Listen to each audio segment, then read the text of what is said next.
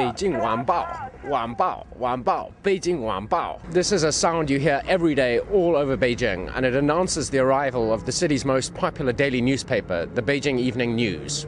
Newsstands such as the one behind me sell about 450,000 copies of that newspaper every day, in addition to the 250,000 subscribers who have the paper delivered to their offices and homes. 报纸我比较多，看的是北京的这个晚报。北京晚报。北京晚报。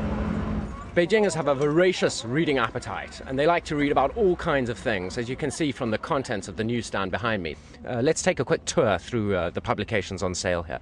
Here, of course, is the Beijing Evening News, the most popular newspaper. Over here, we have Beijing Qinyanbao, or the Youth Daily, which is Beijing's second most popular newspaper.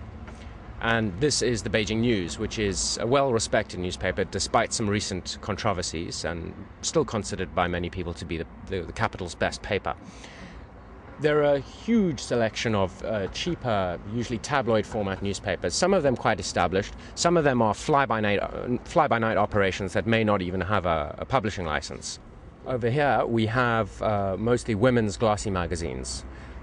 There's a pretty good range of them in China, ranging from Vogue. If you have a look down there, there's a copy of Vogue, which launched just last year, to Marie Claire, Elle, over here, Elle magazine, one of the earliest foreign titles, in fact the earliest foreign women's magazine, Rui Li, which has probably got the best circulation nationwide of any women's magazine. This one, Zhiyin, is a very cheap magazine which makes its money in the old-fashioned way, mostly through distribution, through sales, in other words, not through advertising. It's a lot cheaper than the glossies like Rayleigh and Cosmopolitan.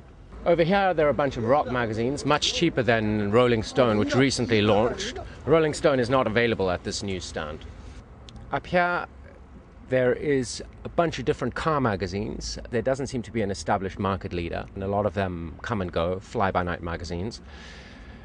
There are also sports magazines, and then games magazines and internet magazines. These also come and go quite quickly. Many will just publish a few issues before going out of business, but they are always available, and a testament to the popularity of video games with Chinese youngsters. Inside the stall itself, you see magazines that are something like Reader's Digest, and they're much cheaper than the glossies. Glossies usually retail for about 20 kuai. Those go for about 4 yuan each. 您喜欢看哪类的杂志？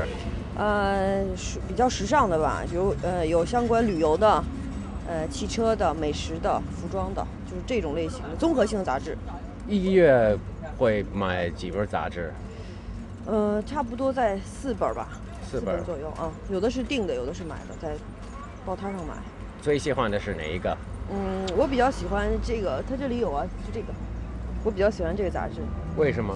因为它是文字性的比较多，它介绍中国的一些有些案例啊，比如说社会啊、伦理啊、道德呀这种东西，内容东西比较多。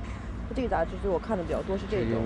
您喜欢看哪个报纸？我喜欢看国际性的知识报纸，比如说这里有环球，我们国家有环球报纸。环球报纸。环球报纸。杂志呢？杂志我也喜欢看一些新闻。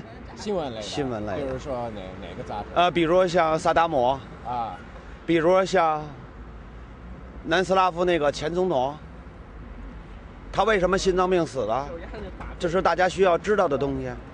我喜欢看这些。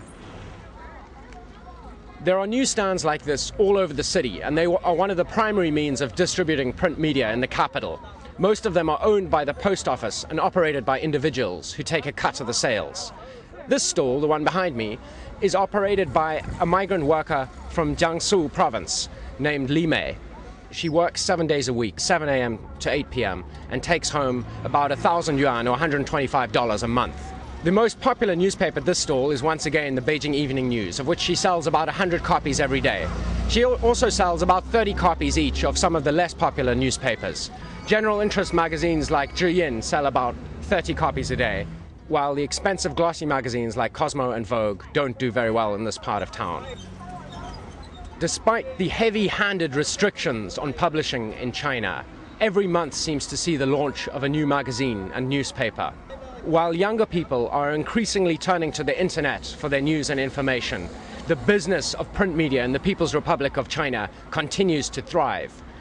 This is Jeremy Goldkorn reporting to you from just south of the Lama Temple in Beijing for Danwei TV.